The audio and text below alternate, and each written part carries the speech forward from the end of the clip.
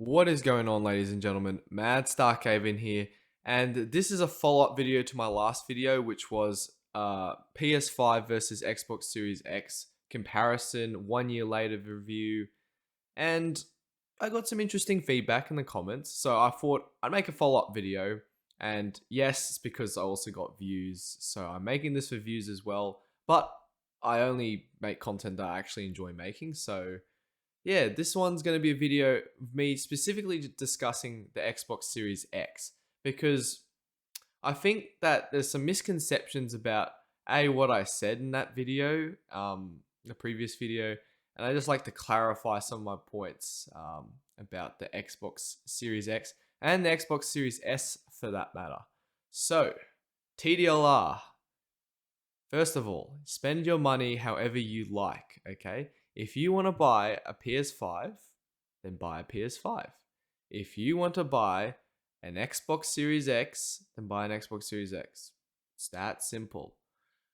I forgot to mention there is a PS5 digital version, by the way. I didn't mention that in my previous video, but I'm mentioning it now, okay?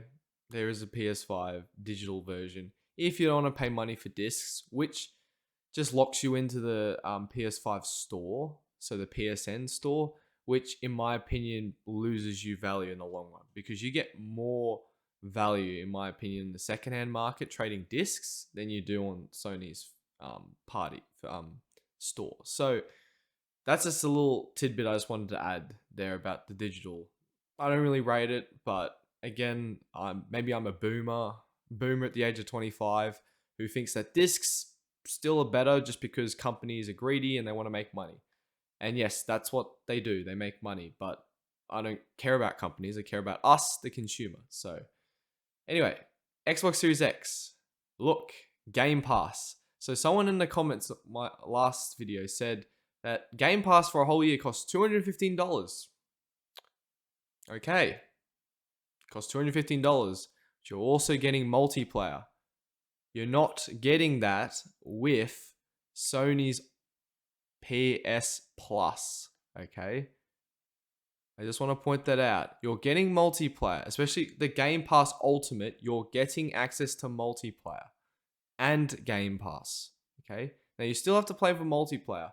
So the extra money that you're paying for multiplayer as well, okay? It's worth it. It honestly is. It's still better value than anything that Sony offers. Someone mentioned now, they also mentioned PS Now, and I'm gonna be honest, I've tried PS Now using a VPN because in Australia it's not available. So my experience here may be compromised, but I tried it on very fast internet. So again, take that as you will. And yeah, it's rubbish in comparison to the Game Pass. Like, there's no comparison between the two. If there were a comparison, then Sony wouldn't be rebooting it into what will be a Game Pass competitor in 2022. Okay, it's that simple. It is a rubbish service, and it is being essentially being neutered by Xbox, and I forgot what it's called. Their streaming service, XCloud. That's neutered PS Now. Like, why would you get PS Now when you can just get XCloud? Seriously, it's so XCloud plus Game Pass. Seriously, so much better. Now, back to the exclusives thing, okay? Exclusives, because it seems to come up every time I make a video with Xbox or Sony, but this is typical because I expect it. Look, exclusives are only as valuable to you if you're going to play those exclusives, okay? So if you value Microsoft's exclusives more than Sony's exclusives, then Xbox has more value to you. If you think Sony's exclusives are better than Xbox's exclusives, then again, that has more value to you.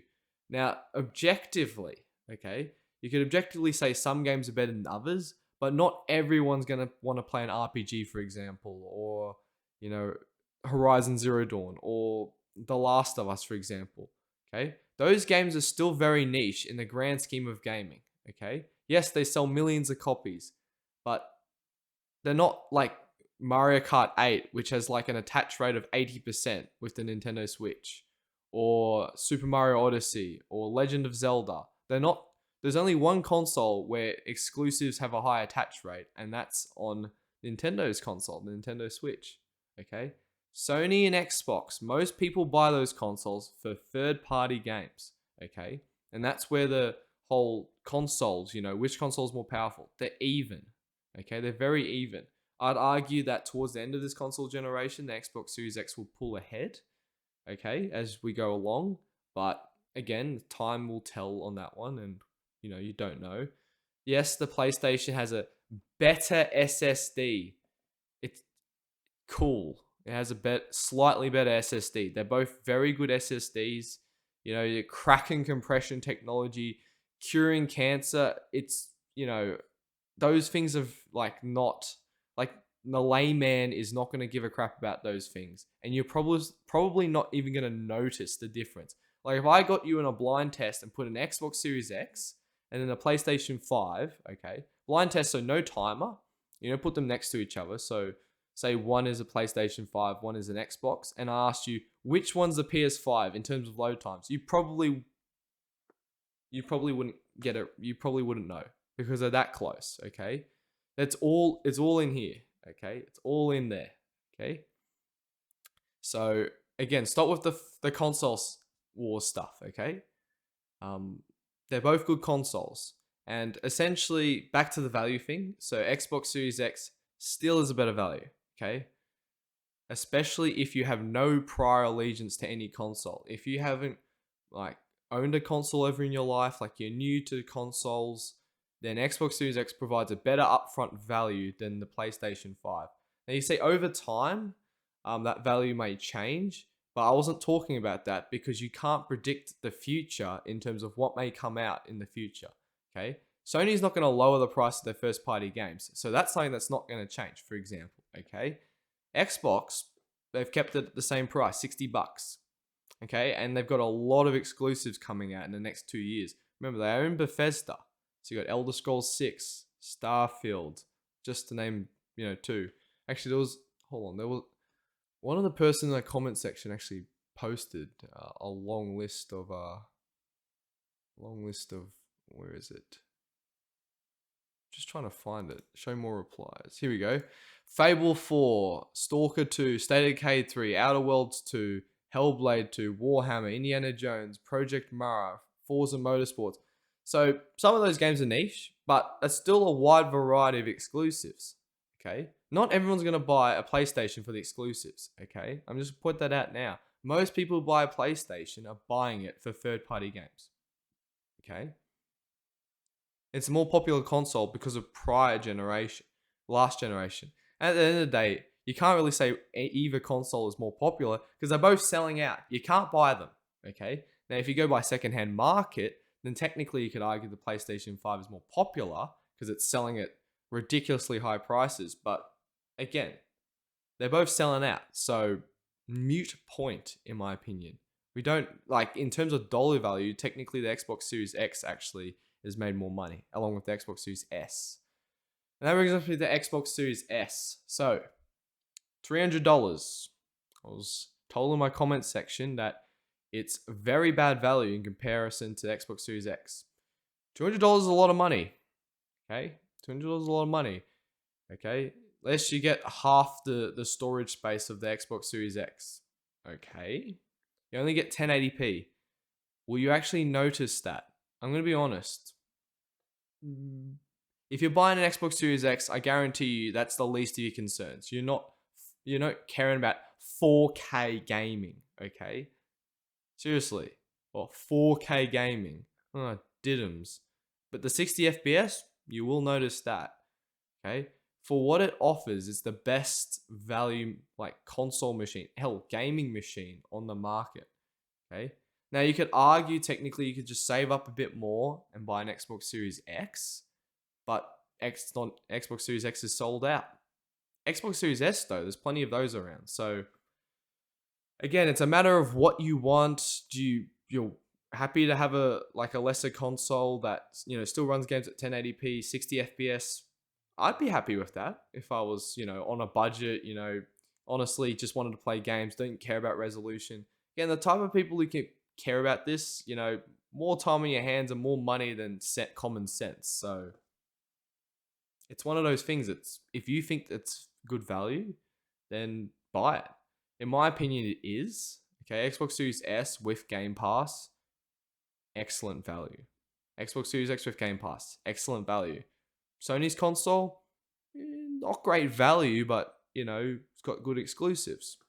And that's what my TDLR of the whole thing was. So I hope that clarifies some of the things. Okay, other miscellaneous things. Xbox Series X is a better media player than the PlayStation 5. Already said that. What else? It's also got better. Microsoft's console's got better support for different sound formats. And yes, I think the Tempest audio on the PS5 is meh. Like, it's okay-ish. Dolby Atmos is, in my opinion, better. But then again, you shouldn't be using either of them with a headset. I mean, just use a good stereo headset. Seriously, I'm being serious. A good stereo headset sounds better than any of that, like 3D audio, because it's not the same as listening to in a big surround sound system. But again, that requires hundreds and hundreds of dollars. So I don't know. Again, whichever you think is better. Dolby Atmos, in my opinion, is better.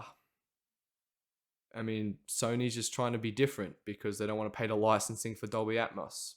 But that's Sony, I guess, so they can do what they want. What else? Discs. There's the PS5 digital version for $400. It locks you in, like I said, with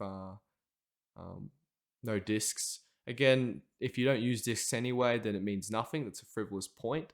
But if you still use discs, maybe you find more value in the PS5, full fat PS5, I should say. That's $500. Yeah, and that's about it, I think. Honestly, just buy whichever console you want, okay? Microsoft's console's good this generation, and Sony's console is good this generation. This isn't like last generation, where the PS4 was superior to the Xbox One in every possible way, okay? And that's from day one, okay? There's a massive gulf between those two consoles. Microsoft completely botched the launch of the Xbox One. Not the case here. It's pretty good, day one. And a year later, still good. You just can't buy either console. And that's what I'm going to leave you at. You can't buy either. So, doesn't matter. Just buy whichever you can get your hands on, I guess. Or wait until one of them is in stock. Or buy it on the secondhand market. Okay, I'm just rambling here. So, yeah. Thank you for watching up to this point if you have. Please leave a comment leave a comment down below telling me how wrong I am again. I do like responding to the comments. So, and I'm not going to do it in a hostile way. Like, if you want to be hostile towards me, it's fine. I actually get a good laugh out of being insulted. Because I mean, I'm a potato head, so you just got to take. It's just the internet. It's a bit of fun and games, And yeah, leave a like, dislike. If you dislike my opinion, please dislike the video. I mean, you guys can't see it, but I can see it, and it makes me cry, and I can't sleep at night. So make sure you let me know. As always, thank you for watching, and I'll see you in the next one. Sony fanboys are definitely going to destroy me for this video.